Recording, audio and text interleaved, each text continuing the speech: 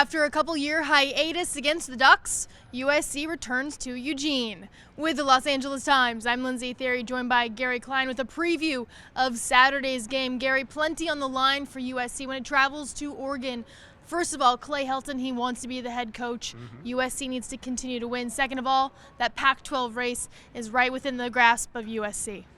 Unbelievably, right? 5 weeks after Steve Sarkisian is fired, USC controls its own destiny. They can win the conference, get to the Pac-12 championship game for the first time if they beat Oregon and if they beat UCLA. There's another scenario if they lose to Oregon, but really this is the one that they want to have in their grasp.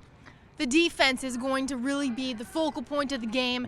Can Justin Wilcox's defense, they're not going to stop the Oregon offense, but can they slow them down enough? It's really interesting. I mean, Justin Wilcox, born and raised in Oregon, played at Oregon, not very misty-eyed about going back. This isn't a... Is Justin Wilcox misty-eyed about anything? Well, not about returning to Oregon. He's concentrating on this game.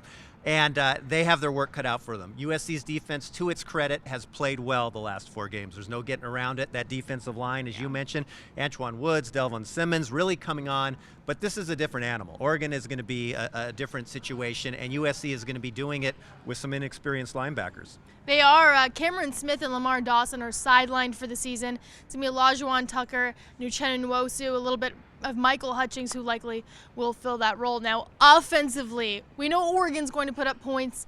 It's going to be a test to see whether or not USC can match that number of points. Obviously, playmakers Juju Smith will probably see Adoree Jackson a little bit on offense, but will they be able to put up enough points?